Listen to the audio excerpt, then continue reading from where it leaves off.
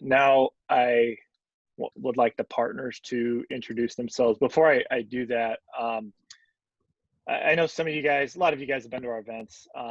Some of you haven't, but with the partners, I know a lot of you, especially anybody who's experienced any success in real estate, is used to being harassed by vendors. I just want to guarantee that's not going to happen today. Nothing. I'm very transparent. Nothing. The way we keep our platform free, all the features free.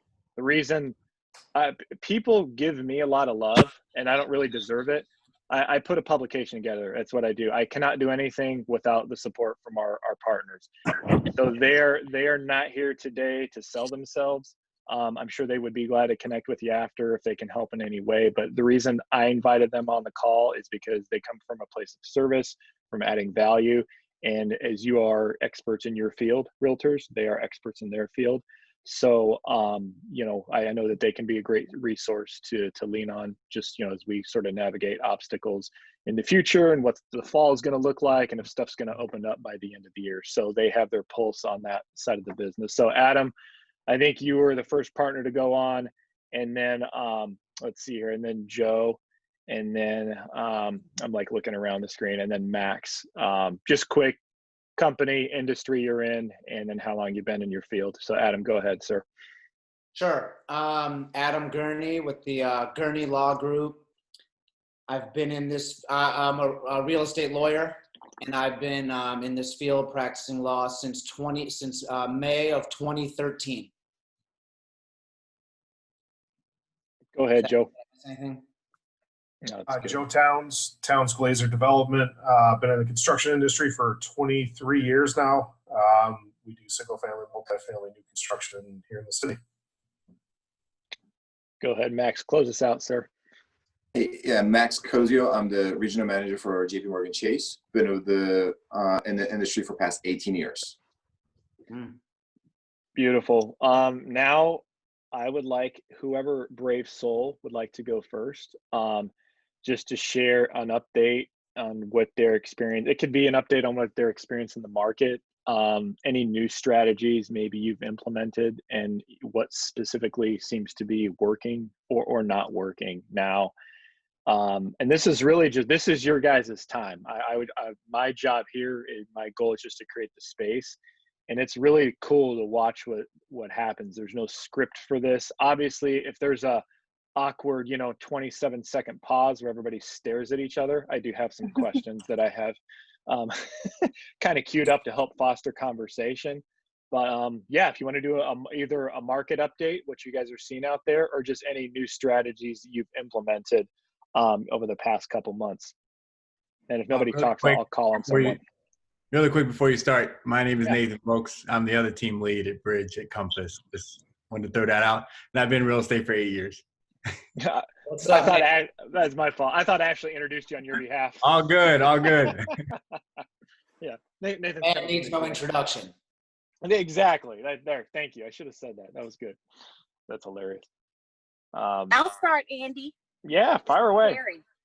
I'll kind of share what I've been experiencing. I think that the spring market is now the summer market.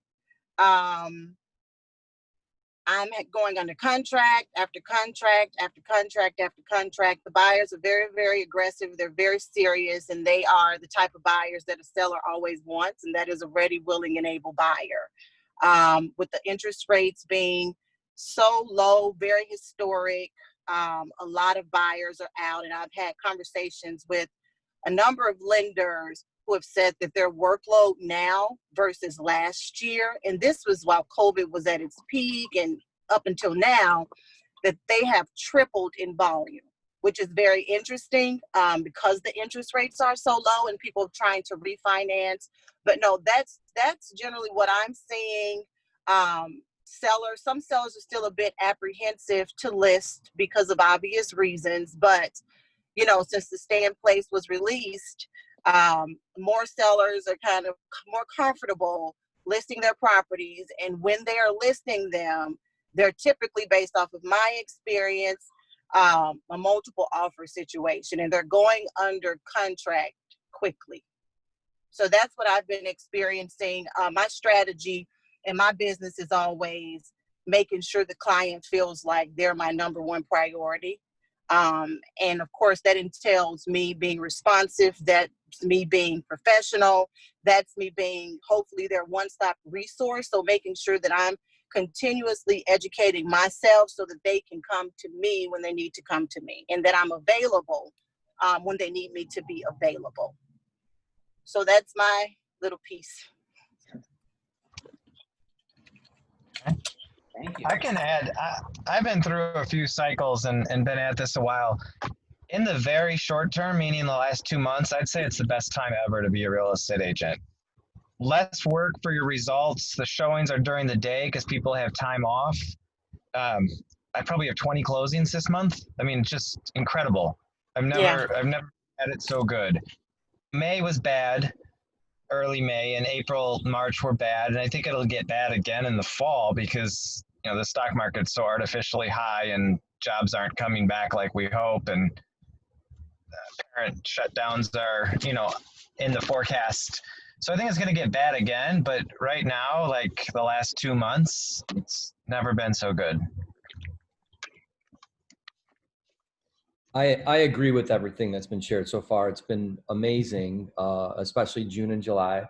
One strategy that I've been doing, because people are getting more comfortable being around other people while being safe and wearing a mask, obviously, I've been getting in front of people's faces. So I'm trying to avoid Zoom and trying to encourage in-person meetups because I feel like other agents are still relying on Zoom. And I think we don't need to. I think if they feel safe and if you feel safe, get in their house. And what I'm doing is I'm getting in the house, and then especially if they have outdoor space, I'm going to the outdoor space to have the real conversation and tell them how this outdoor space is going to be so helpful and valuable to sell their home, and then have the conversation out there because they feel safer in an outdoor space. So quick strategies: get in front of their face, try not to do it via Zoom or call, and you'll stand out in regard to your competition. I like that.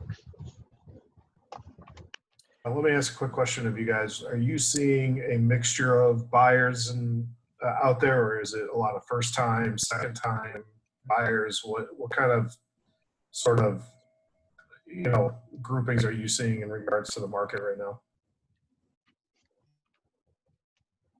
I've seen it. Oh, go ahead. No, you go ahead. Oh, I've seen it all over the place. Where I've seen the biggest uptick is like anything under 600,000, 700,000. You know, 600 to $1 million is still kind of hit or miss, depending on what kind of product you have. It either sells right away or it sits a while. Over $1 million is still pretty quiet. But it's like the first time home buyers, like maybe their first move up from that $250,000 to $300,000 condo up to 600 or 700. The biggest driver that I've been seeing is people want outdoor space, and that's been the biggest thing. And a lot of the first-time home buyers have been working with have been, you know, they've been cramped in their little studio, 1 bedroom, and now they are adamant about having that 2-bedroom or having that balcony or rooftop deck or whatever the case may be. Like it's always been a nice to have, something we really want. Now it's become a non-negotiable. For, I mean, a lot of my clients anyway. I'm kind of painting with broad brushstrokes here.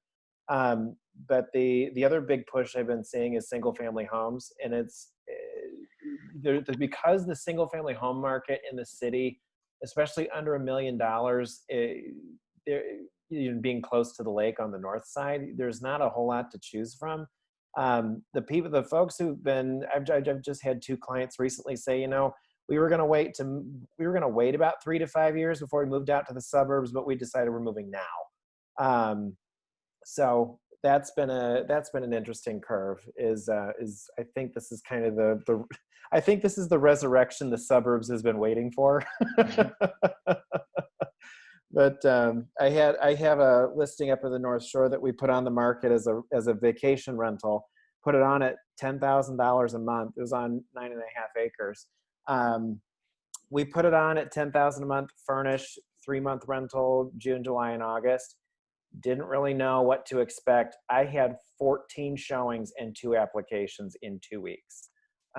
We rented it for the summer. So client was very happy on that. So it's been very interesting what's driving people. And it seems to be more space, outdoor space, privacy. I would say, yeah, back to Joe's question on price point. Certainly first-time buyers or people that are in condos or apartments, if they can afford to buy, they're buying. Yeah. But at your high end, I don't really do the high end. Almost all my market is single-family home under $1 million, and everything moves. I've got a buyer in the $4 million price point. They're just stacked up. There's no movement in that price point. I do think there's still some smart people, I think, realize that the economy's not what it's marketed as right now, and that underlying it, there are some financial concerns for those who have money they want to protect. But if you've got money for a down payment and you're living in a condo and your family needs space, people are just ready to make that decision and write an offer. So, it's sort of the break, like you said, over $1 million, certainly over two, it really dries up. It's a tale of two worlds. And for all these condo developments or micro apartment developments downtown, I think there's going to be a lot of pain in that sector. Yeah. One thing I'll add to piggyback on what you just said, Jason, one thing I've started to see more and more frequently, especially on the East and West Coast and down South, but definitely we're starting to see an uptick of it here in Chicago on that $2 million plus price point, luxury auctions. That has become, that's a conversation I think in the next 12 to 18 months, we're going to see more and more of that as that market softens even more. I have a client right now over on Astor Street for $4 million that we're looking at auctioning it. I mean, that's because it's just been sitting there for a while. And when you've got so much inventory and in a questionable market, the only way to really intrigue a buyer to make that kind of spend that kind of money in an economy right now is to make it appealing to them. And, the word auction gets their attention. And I I think Cranes wrote an article last week about how some of these high-end properties you start to see the word real estate auction more and more often. And it's not distressed sellers. They just want to dump it. They don't want to sit on the house. They don't want to sit on it for 2 years. They don't want to wait for a buyer to come around. So that's something I think that'll be interesting to see how that works out. So a question I have, I wonder what you guys take on this. So is there a great demand from buyers now, or is it a limited supply? Because the frenzy to write offers, as good as it feels, I wonder if the data in the end, if we're selling as many houses as we think we are, or if it's just very busy for what's happening. Because, I hear, what's your take? Is it everyone wants to buy a house like it was in the early 2000s, or is it there's just no inventory and buyers are taking whatever they can find?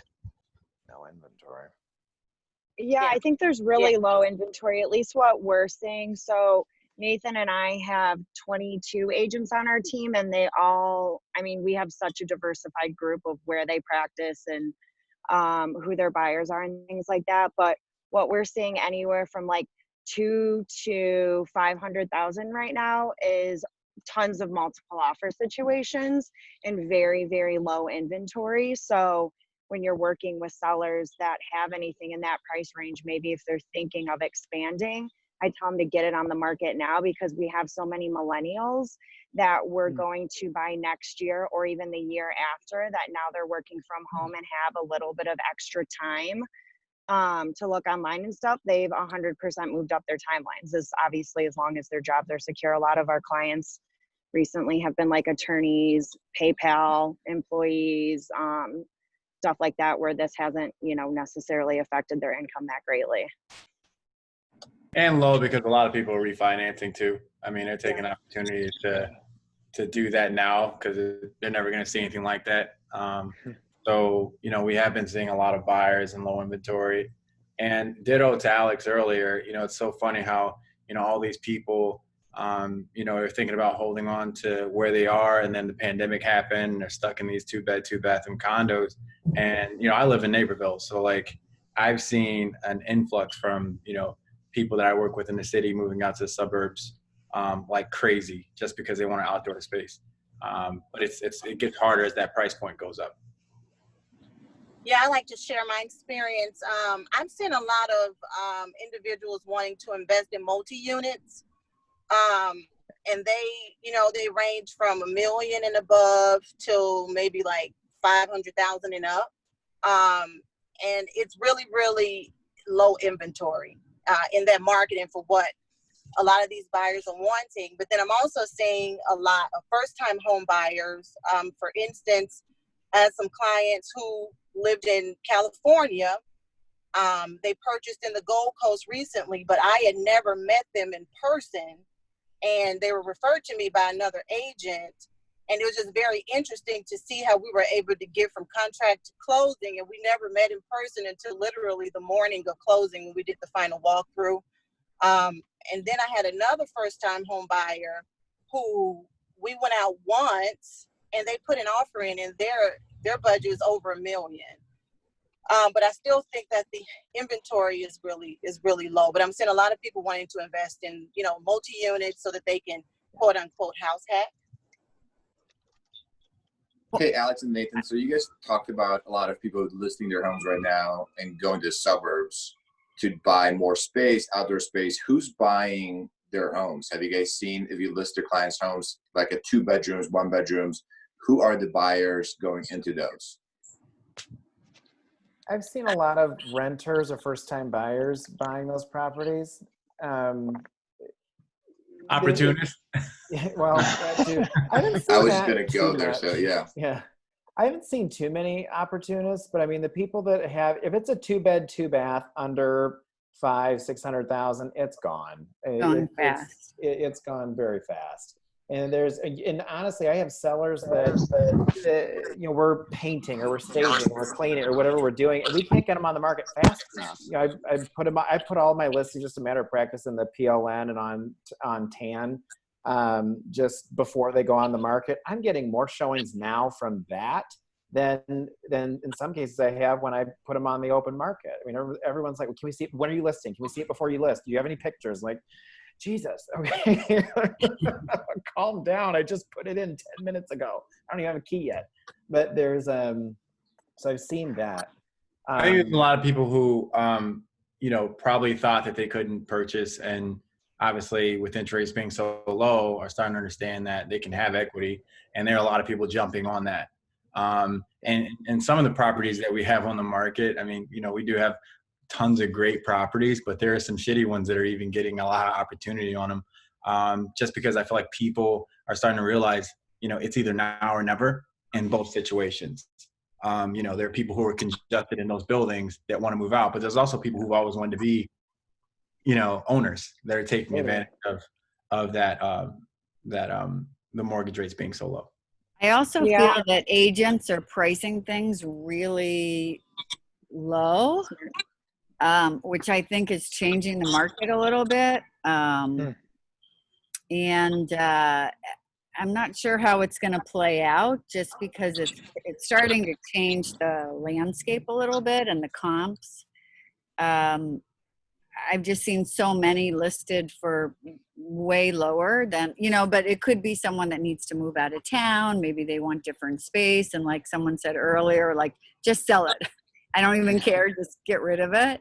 But I do find that it's a little difficult when you're trying to get the best price for your client. If you have a competitive home or condo or whatever. So that's one change that I've seen, at least where I do a lot of my business, more on the Lincoln Park, Lakeview, North Center. I don't know if anyone else is seeing that or anyone else is doing that. But yeah, Cindy, I agree with you there. We have an agent I was speaking to yesterday. He's got a West Loop condo with killer outdoor space. And one of the units that was under contract just sold in that building super, super low, which, just sucks. But they, it's like people probably, I saw everyone, nobody that I noticed at least did any crazy price drops right at the beginning of COVID. I think as realtors, we did a good job telling sellers to just stay put right now. But then now that these are closing out, you're seeing that they completely conceded in their negotiations, and they're closing out a lot lower than anybody I think anticipated. So I definitely agree with you there. Our agents are doing open houses right now. I was talking to a couple of them yesterday. Everybody, they've been somewhat busy in the city. Every person that has come in has been under the age of 30. So that was interesting too. I have all ages. Like I don't have one demographic or other. Or it's kind of like it's a mix for me. But I have one place by one of my listings. He listed probably $75,000 less than my listing.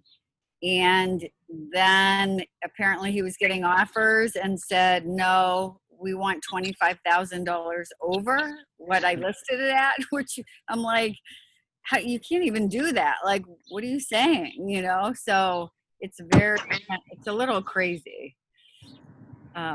What are you guys seeing in terms, do you see a difference of the amount of people moving to Chicago that were not already in Chicago, or vice versa, people selling and moving out of Chicago? You're always going to have the people, renters turning to buyers, or people upgrading or downgrading in Chicago from Chicago or Chicago to the suburbs. But do you guys see less people moving to Chicago and more people moving out of Chicago like you would think, or not really? Most of my sellers are moving out of Chicago, out of Illinois, I should say, not to the suburbs. They're out. And was that always the case, like before COVID, or has anyone changed course like in the middle of a listing? Like they're going to move somewhere else in Chicago and they're like, forget it, I'm just going to get out of here altogether, or what? Good question. I have one listing like that, where that was the case, but not frequent. I have, I would say, 2 that are moving out of state. It just like tipped them over the edge. Sure. You know, between the schools and the taxes, and it was just that one more, you know, the weather, one more thing. And they're like, I think 2 are going to Texas, 1's going to Tennessee.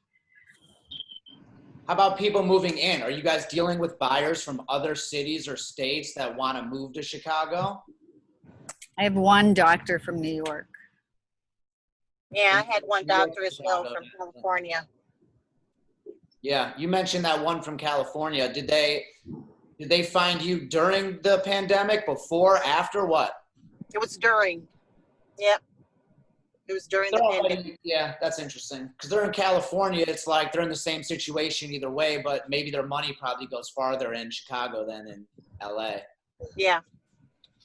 That makes sense. Definitely, I'm seeing more people moving out of Chicago to the suburbs and other states. We're actually seeing people go to Indiana to get more bang for their buck, better taxes, and pools, outdoor pools. Any type of pool is huge right now, and they're finding that in Indiana. And people moving to Chicago are more first timers, more people that are young, that want that energy. They don't have children. They want the bars. They want the excitement. Even during these times, they want it when it comes back. And they're young. They want to be around other young. That's always been the case. Are you still seeing the same volume of people coming in, like post-college graduates that, you know, you would always find, or less and less of those people? I would say maybe a little bit less, but they're still there because what they're telling me is they're going to kill their parents. Like, they got to get out of the house. Right. Interesting. Wish my kids would get out of the house. Or their parents are going to kill them. Oh, I thought that was a thought in my head. I didn't know to say that out loud. Adam, what are you seeing in terms of attorney review? Have people still bickering over stupid shit, or is it like, it's really a little more realistic? Calm down. Interesting. You know, in the beginning, it was so crazy, and like Ashley was kind of saying, like in the beginning, buyers would be all of a sudden negotiating huge price drops and whatever, but sellers were standing pretty firm and the deals ended up closing like they would. But it was crazy getting through attorney reviews in the beginning. It was such a mess. And then obviously so many people canceling and whatnot in the beginning, but even buyers canceling, or even sellers that were buying somewhere else and the deal falling through, so they had to cancel. But now deals are just moving forward as normal. Now it's as if it's not even going on. Yeah. Which is great for me. Are you busier on the buy side or the sell side? Balanced. Yeah, very, very balanced. Because the couple attorneys that I work with, they've all said that they're busier on the buy side now than they've ever been. That's interesting to hear that. Interesting. For every buyer, there's a seller. So I feel like it's just kind of just totally random. That too. But yeah, no difference for me than the way it's always been. Always, pretty balanced. And just like you guys are saying, I mean, right now, it's as if right now is April 1st, end of March. It's just as busy as it's ever been. And it just kind of feels, and you're right, I think fall is going to slow back down again. I think this year is kind of going to be like, everyone's going to still do a year worth of volume and work and good numbers, but in like 4 months of production time. 6 months. Yeah. So it's crazy. So like I tell my staff, like when during the pandemic, I'm like, go on vacation, take time. Like this is a good thing. And the market has been so good for a couple of years now leading up to it that it's like, take this time to just go enjoy yourself. Cause come summer, when this slows down, it's just going to get crazy. And I'll do the same. And then you want to make sure you have energy for that. And then in the fall, I'll say the same thing. Like now it's slow again. Go take time off, take a vacation, relax, and get ready for probably like an end of year surge, post fall, kind of like we're seeing now, like post late spring would be my guess from the people I've talked to. I mean, I think it'll start slowing down probably September, right? October, once all the election stuff starts. For sure. Getting moving. The election is always like a market stopper, I feel like. Mm-hmm. We don't have the are all the Cubs going to start playing? Are they going to start? I think they're going to start playing, right? And televising games. They're having like a half a season. So it's starting late, I think in August, and then the basketball is starting end of July.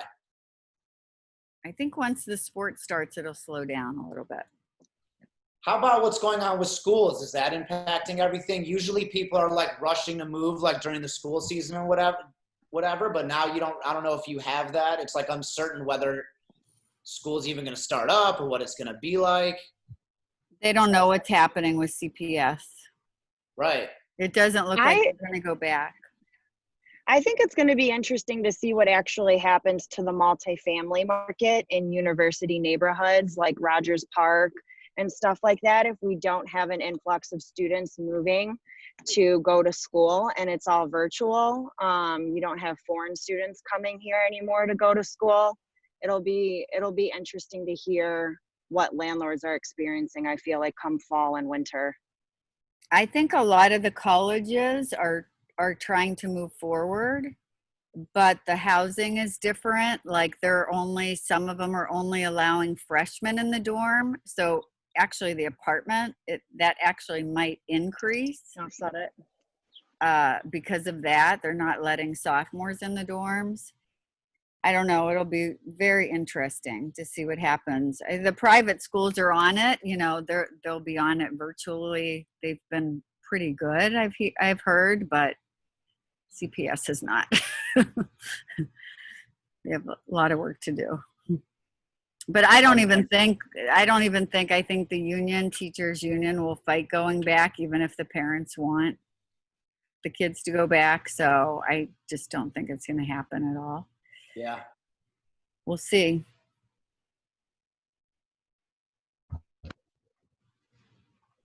Andy, little pause.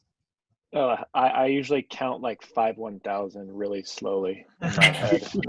Because there's always that one person who's like afraid to speak. I got a joke. You're very knowledgeable. You've been doing what you've been doing for a couple decades. What are you seeing on the development side of everything? How's the last 3 to 4 months? Because that's a different, shed some light on that for us, my friend. Yeah, so we do a lot of custom single families, and we were slow, and we still are, but that first, 30, 45 days of the shutdown, we were a little nervous about what was going to happen, the second half of this year. And I got to say, in the last 30 days plus, we've had people just coming out of the woodwork looking for, talking, at least at this point, but really trying to understand building new and what opportunities are out there. We have a handful of realtors that we work with and kind of come to us if they have clients or if they have questions. So it's looking better, but it's kind of hard to read where everybody's going to kind of land. At this point, some of it is what we call tire kickers. They're just trying to understand, like, what's it going to cost? You know, if I buy this lot in Roscoe or North Center or whatever, what does a new single family look like? And, you know, we're trying to, you know, we have our own development stuff too. And we've started to look outside of those areas because we're trying to also look for stuff that's zoned by right, because we're having issues with aldermen now who don't want to do the zoning changes and don't want to work with, you know, necessarily putting development as part of their, you know, priorities, which is understandable to a certain extent, but obviously that's helped drives business in the city. So we're pushing back a little bit with some of them.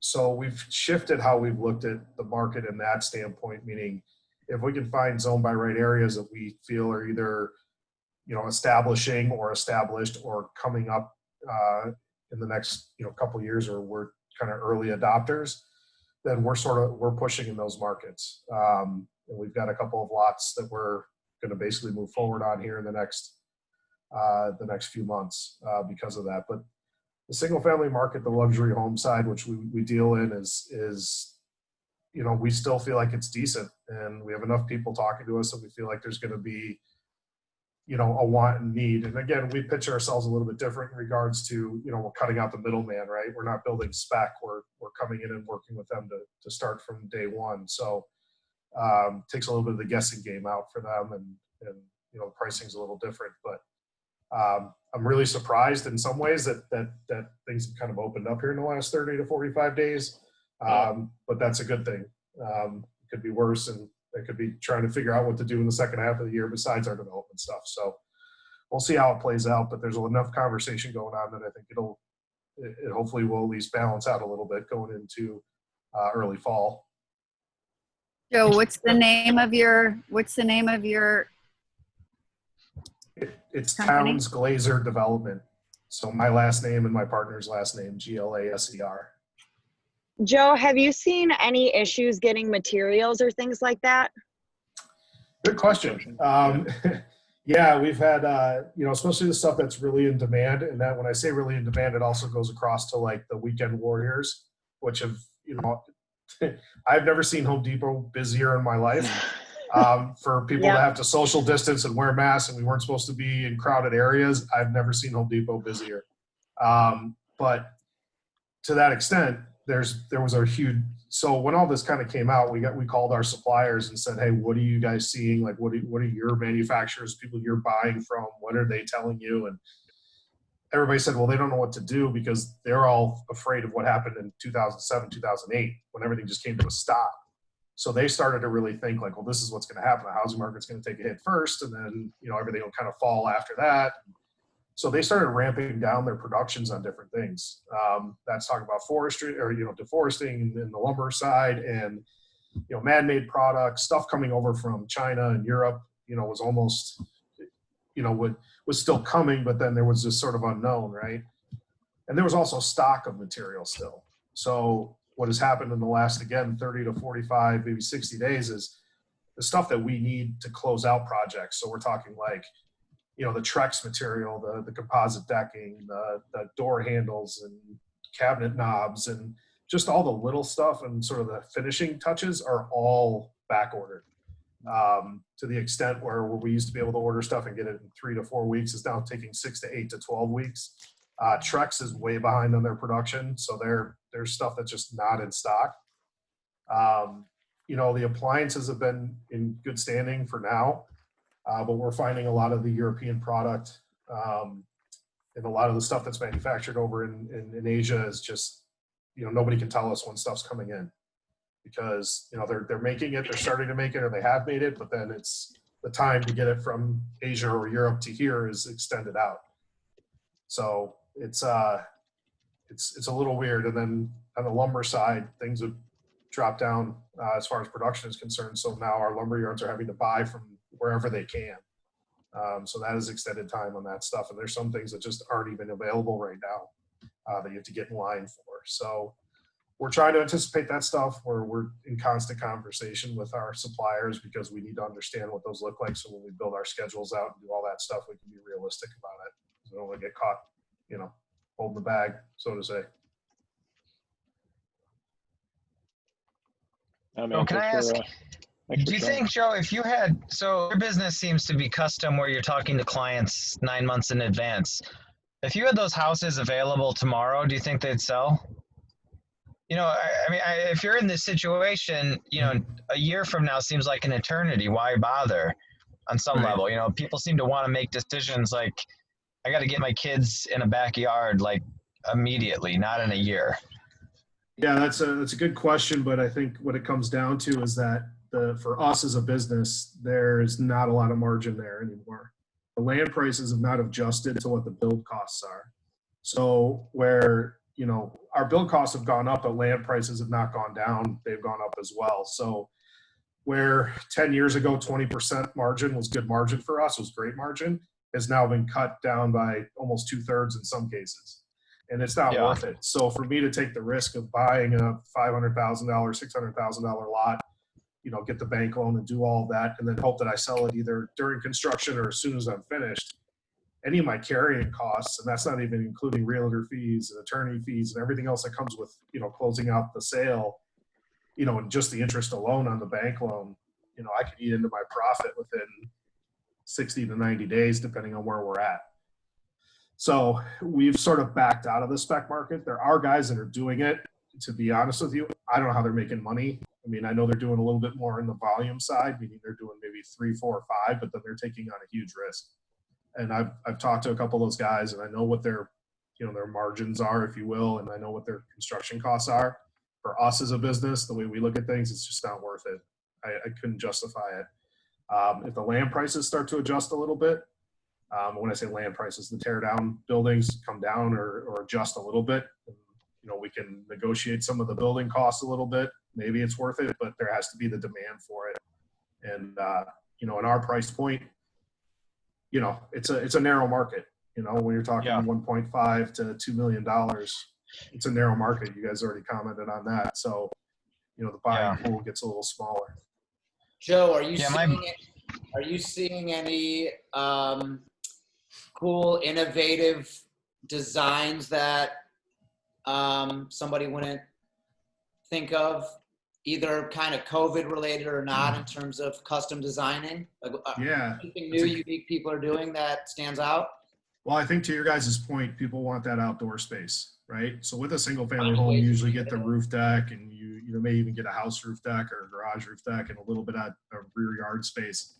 We're seeing people wanting those big, glass doors in the back so they can get that indoor outdoor feel, right? That sort of California sliding wall setup, even though, let's be honest, you can only really use that about 4 or 5 months out of the year. We're seeing people simplifying their design too. So there's not as much in regards to the trim and the ornateness of the houses. They want to try to keep it as clean and as simple as they can and user friendly. Most of the people that we build for, what we're doing stuff with, and the designers that we incorporate is pretty family friendly, because they want to be able to enjoy the space because they have the space now. Bigger rooms, more space, less broken up. Yeah, and there's a lot less, formal spaces where that you used to have that sort of formal living room, dining room setup when you came into the, sort of standard lot houses, and then you go into the kitchen and whatever. A lot of people are getting away from that. They're kind of shrinking it down to being like a front entry / dining room, and then opening up the kitchen and the rear family to be sort of a lot larger, because that's where most people spend their time. Right. And then, trying to maximize space as much as possible. And they're really pushing for as many bedrooms on the second floor as they can get. It used to be you'd have 3 on the second floor, 2 in the basement. Now it's like they want 4 bedrooms on that second floor no matter what. Some people have even asked us if we could do 5. I'm like, well, it's almost impossible, but we could give you one small bedroom if that's, what you want to do. But I think it's that sort of like everybody wants that co-living space on that second floor, have everybody on the same floor, and then be able to maximize the entertaining and play space, throughout the house. So, the other thing one seller that had their washer dryer in their master bedroom closet. Yeah, well, we haven't had that yet, but Like that. everybody does want that sort of dedicated laundry room, you know, they're treating it as a designer space in a way, which is kind of fun. And, you know, especially if you have to have it on the second floor and visible and, you know, out and about, they don't want it to look like a laundry room. They want it to look like a well thought out space. So, you know, the other Guys, I thing that appreciate the time. I got to tune out, so I'll let you guys finish, but thanks for the opportunity. Thanks for chatting, Jason. Yeah, thanks, Okay. Jason. Sorry, one other thing, and then I'll you know, we'll go back. But the other thing we're seeing is that people are sort of wanting to get away from what you see throughout, you know, the north side of the city, which is that farmhouse look. Things are starting to sort of back out of there. People want different ideas, different looks to sort of change it up. And we're trying to be receptive to that and give some more options. Even though that look is great and it's sort of a timeless feel at the end of the day, people are looking for that next timeless feel. And we're trying to figure out what that's going to be, because we think that'll help change the market a little bit, if you will. And, you know, we'll see how that kind of plays out. Cool. Is anyone duly licensed in like Michigan or Wisconsin? I'm just curious on how the second house, family, vacation, summer home market is. No. Anybody am getting not. referrals that they're sending a lot out to? I am not licensed in Michigan. I'm not either, but I do have clients that are asking me about Indiana, Michigan, and Wisconsin. I'd say Michigan would be number one. And I have clients that I've sold to pre-pandemic that have now moved in to their Michigan home and are going to work remotely, and we're going to sell their Chicago home, where their vacation home is going to become their permanent home. In Chicago, they just don't want to be in Chicago anymore, especially if they have children. So I've been looking into maybe getting my license in other neighboring states. Yeah, I thought Adam was that. bringing on the expert. Sorry, I thought Adam was bringing in the expert for Michigan and He tried to come Wisconsin in. there. I cut you off, Max. Go ahead, man. From the lender perspective, we are Yeah. seeing a huge uptick in Michigan that we haven't seen before. We probably have like 25% of our pipeline right now is in between Wisconsin and Michigan as second homes. And we haven't seen that for a very long time to that level. I'm surprised that Michigan is beating out Wisconsin. I'm not sure why, but for me, it definitely is. Yep. Not to get off the subject, Joe, if we can connect after this, I know you probably get this all the time, but I have a couple opportunities that you might be interested in, off-market stuff. But Andy, if you want to put us in touch, I can kind of throw some stuff your way.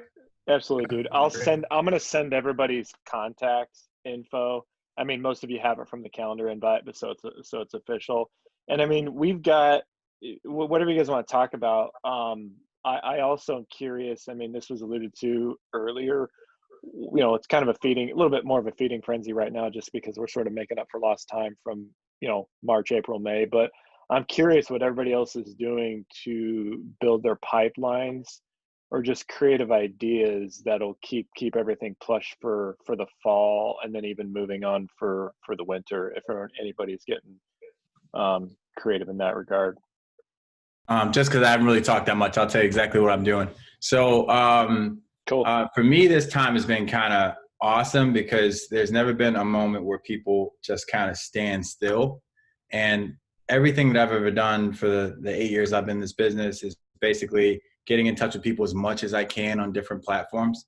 And I found that people now are starting to see every advertisement or everything that I've ever sent out. They're starting to see them, and they're starting to appreciate them a lot more, because I feel like there are a lot of people who might have been reaching out to people who've dropped off.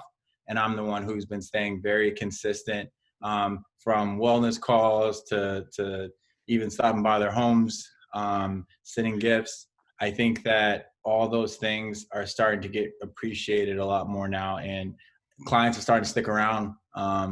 And I'm even getting calls from people just reaching out to me for random things, help with painters and all this other stuff. But the cool thing is they're reaching out to me for everything. And I feel like I'm that center of all their problems. And if I'm the center of all their problems, and when it comes to anything that's finance related or real estate related, they're going to call me first.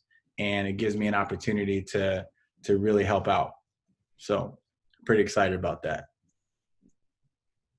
Yeah, Nathan, I'm with you on that. So what we're doing is we always have, even pre-pandemic, but we want to be a provider of content. And with people being stuck at home, or maybe not completely, but sheltered and home more than they ever have been, we provide that content. So we provide a local business spotlight every month, but now we're doing weekly content emails where it's like, you've all seen them. Top 10 exercises from home, top 10 shows on trending on Netflix. But you basically want to be not just a real estate broker, but a knowledge broker. And like Nathan, you said, man, people are calling us. Like, I always make us that way. Like, don't just come to us for real estate. We're your friend for everything. You're part of the European family. You're part of like a good mafia. We're not illegal. We're just good people. Like people tend to like that. And then they call us. And then when they feel like they can call you for anything, painters, appliances, we have a lot of vendor lists. And the more content and more things you can contribute to their lives, the more they'll remember you and refer you to friends. And it's just a good way to be in life. I haven't sent out a just listed, just sold email or postcard in 6 years. Stop doing that shit if you do. Yeah. I've never sent one out either, Nathan. So,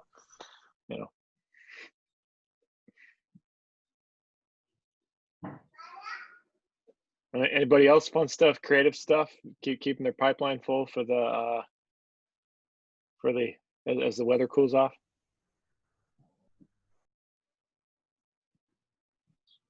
Same. Like you were saying, call people, wellness Yeah. check, call 5 a day, or text 5 a day. I love it. Well, I'll wrap it up. I want to be respectful of everybody's time. So I have one cool thing. Well, I mean, I think it's cool because we did it. So you can take my my input for what it's worth. So I'm going to try to get the screen share to work on my iPad. Okay, deep breath, Andy. Let's see here. Go to advanced files. I can't do this. Screen share. iPad. I play something. All right, hold on here. I think you have to do like screen mirror or something like that. MacBook. Everybody see this? Hold on. Everybody see that? Yes. Yep. Okay, this is our mobile app. We just launched it. Oh, there's probably kinks in it, and I want you to tell me stuff that's wrong with it. Like, it's probably not perfect, but so this is the actual July issue. So if you flip through this is the actual app. So you can go on. All the issues of Real Producers are on here. I'm doing this from my iPad right now. So if you let me take the virtual background off here, so you can see my lovely basement that I'm in right now. Which I don't really care, but it's more for kids going around. So this is what I'm actually. You can look at it. Okay, so you scroll, and then so all the past issues are uploaded. That was the challenge for us, is because we had to upload all the content. So you can touch an issue and it's got to upload and all that, cover, you just flip through it. Now, if you go to, I think it's on like page 30. You search Digipub, DIGA. See, there's a kid. I don't know if you can see him. There it is right there. Okay, it's Digipub, choose Illinois, and then Chicago Real Producers. And you guys can just download, play with it. If you touch like the partners, there's a partner profile, so it's pretty cool. But we're super pumped that it's finally launching. And then there's an option there, if you like click an article, you can just share it straight to Facebook. So we're excited. So cool. You can feel free and play with it. And if there's any kinks or any bugs, hey, I touched this, the link didn't work, we're fully aware it's not perfect, but you know, we had plans of doing this next year, but COVID, blessing in disguise, we've had a chance to do some of the in-house stuff that we haven't got a chance to get to. So we're pumped. So that's that. Yeah. Well, hey, I want to be respectful of everybody's time. I will send everybody's information out. If you're interested in getting on another one of these, we usually try to do one, maybe two of these a month. So just let me know, but I'll send the link out to the jam session. And, you know, if you want to get on another one, maybe we probably try to do one end of the month or maybe in August. Just let me know. Okay. Cool. Thank you. Thanks, Thank again, you. everybody. Yeah, guys, Appreciate it. take Bye, care. everyone. Yeah. Stay good, everybody. Good seeing everybody again. You too.